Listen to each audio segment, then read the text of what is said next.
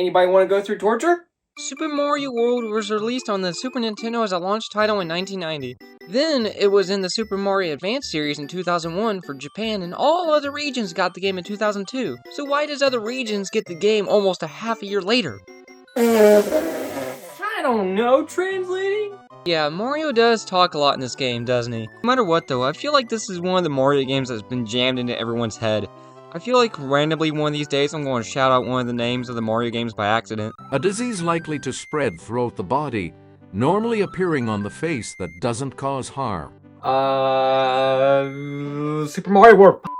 So we know what's going to happen. Princess Peach gets captured. Shit, I didn't see that coming. Yeah, we just rescued the princess in Mario Bros. 3 and she gets captured again. Damn, it was even on vacation too. Bowser doesn't take a break, does he? Now, of course, this is the era where video games of this style didn't have much storytelling. We didn't have the internet either to tell us what was going on. Half the time, you didn't even get on-screen prompts on what to do. We are so spoiled now. Normally, you would find all that stuff in an instruction manual. This would be the go-to place for everything that game itself didn't tell you. This game takes place on Dinosaur Island, and holy shit, it's all in one map! Now, of course, the game is mainly the same as Super Mario Bros. 3 in terms of how Mario goes about his business, but the controls are fairly consistent, nothing too drastic with Mario leaping from the NES to the Super Nintendo.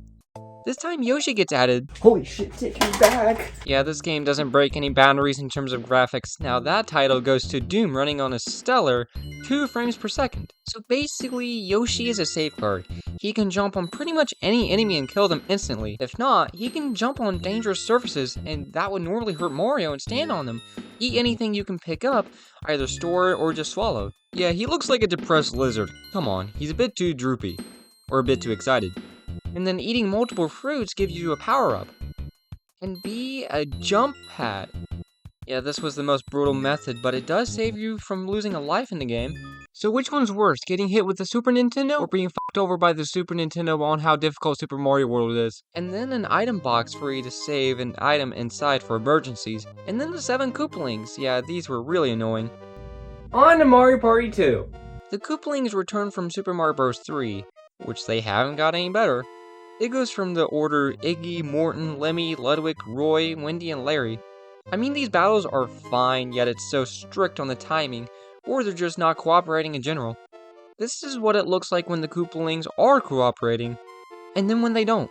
Not until 4. This game stays relatively the same as Super Mario Bros. 3, having you travel across 7 worlds.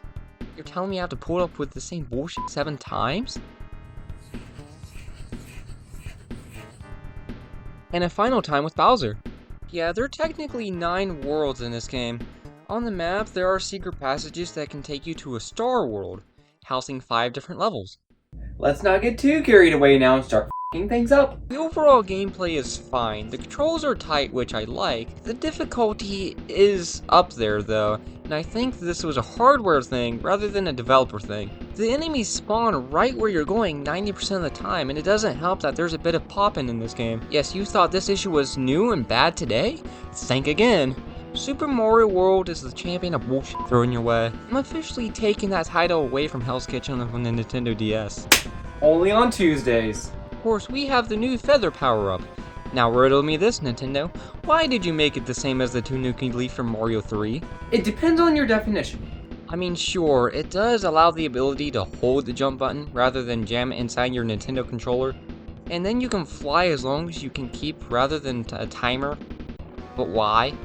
I just hope this is the last time they try to recycle a power-up. Come on!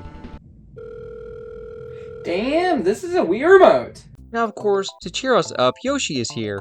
Base Yoshi can do what I explained earlier. Eat, be a safeguard, stand on surfaces that would normally hurt Mario. The game still goes by the same rules that's been in place since the first Mario game. You take a hit, you lose all of your power-ups. This is fine, I guess, but after playing this game, the difficulty is nothing to scoff at, so having Mario lose only one power-up instead of all of them when he takes damage would be very helpful. This, however, is the first time in any Mario game that every world be connected at the same time, as an overworld to explore. Yeah, Super Mario Bros. 3 did have an overworld too, but you'd have to go from one world to another and you can't go back. So now, of course, there are 7 worlds. The levels sting. There's a fucking soap bar. There's nothing bad about him, but this game just kicks my ass sometimes. And it's probably a little bit of my fault too. But when someone who hasn't played this game in almost 7 years tries to pick this back up, you would think it'd be playable for a new audience. But it felt like Nintendo had the core audience in mind that played every previous Mario game. The enemy placement is abysmal. In this game, your reaction time has to be practically psychic. You better know what's coming up ahead, and you might survive. And some of the enemies are bullshit too. The dino ones follow you, and they're pretty fast too. They spit fire, they can jump, they follow you until the end of time. Are we done? Yes, I understand that you need a game that isn't too easy for people to fly, yet you don't want this game to be too difficult where they won't play this game in general and not buy the game. I would say the real issue is the game is kind of short. Just think about it.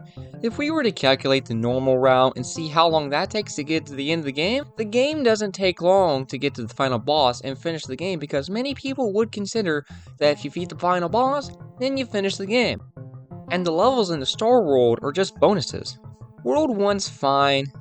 It has a switch for you to press and unlocks blocks for you to use. There are colored blocks outlined that need a switch to be pressed in order for them to show up. There's about 3 switches in the entire game. While they're not essential to beat the game, trying to 100% the game, you might need these. I feel like this was a thing to encourage replayability, yet I don't think I would be doing that. I just completed the game entirely, didn't I? I feel like this was something to prolong the game for you to keep playing. World 2 introduces ghost houses. This is the first time that they show up, and I hate these. It's kind of strange when a platformer game then switches to a puzzle-like game. That gets confusing pretty quickly. And then some of these can keep you in there for hours, and then other ones have a simple path and you complete them in like 10 seconds. World 3 was more annoying than it should be, and one of the levels has a bullshit starting here. That can't be! Yeah, this is the start of that in my opinion. The first 2 worlds were fine, yet this game was almost kind of short getting to this point. I don't know if that was me or not. It could have been the fact that every video game company had to keep the video game renters in mind. Everyone knows Blockbuster. Look at them now. World 4 was way too short. World 5 is where the game says F you, and I'm like, come on man, that's not cool. World 6 does the same thing, and finally World 7, the Valley of Bowser. This world tests your skills and see if you're the best for this final boss with Bowser. Yeah, right, there's 2 more, isn't it? Star World being almost like a shortcut for this game. These levels are here too. They're not very difficult compared to the other ones. Kinda makes sense for these levels to be fairly easy shortcuts. Going into a hard level at the very beginning of the game if you find these shortcuts early, that would be kinda weird, wouldn't it? Not until you complete all the levels. Completing all the levels in the Star World grants you to the Special World, the most hidden world in the game, and the most difficult levels in the entire game. Yeah, if you thought the bullet bill bullshit was bad, wait until you see what they've got in store for you in the Special World. It doesn't even come close to the outrageous level. Yeah, you can tell this game was in the 90s with the level names. Tubular, Mondo, Groovy. I guess it's cool to see Nintendo with their history on this. During the 90s, Nintendo felt like they were in decline. They kinda were, but Nintendo tried to be cool with all the teens. That's right. They made the Play Aloud series. This was the thing Nintendo was trying to bank on to win back an audience. I don't know if it worked or not. The only thing I know is that screamed 90s and early 2000s. They dipped their toes in other things too, like the Best Play Here, Who Are You?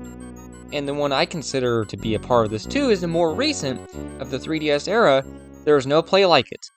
I kinda like the 3DS one. I remember this one more at Christmas time though, but I think it was also everywhere else too. Now of course we have our hero, not Luigi. The playable characters here are Mario and Luigi. At least it's not confusing as Mario Bros. Luigi was basically using the same sprites as Mario, but the colors are opposite, so... Well, it's not like this machine runs on rotary dials and punch cards. It's been almost 5 years, so I know it's not a hardware issue. Peach is here. Looks like Bowser still got that weird-ass mutant turtle vibe going on.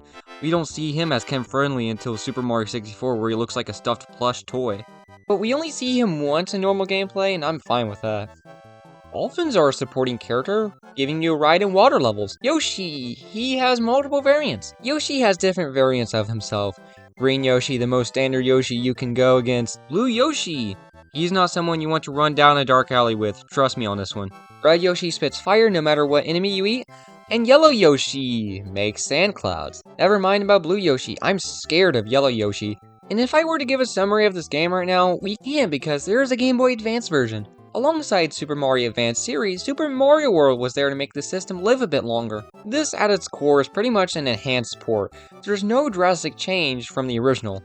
But damn it, I'm disappointed that they didn't choose this game to have support for the e-reader. In the GBA version, there's minor fixes like saves, power-ups, behaviors, some minor stuff. Of course, we've made it through Mario World. But there's a reason why I haven't looked at many Mario games, because Hell's Kitchen was too damn good to pass up. So, what do I think of these two? I mean, these two are totally fine games. They're actually pretty good. Would I be 100% fine with these games? No, not entirely. But just to recap, it's kind of like this in my opinion. It was fine, but it's not really my favorite.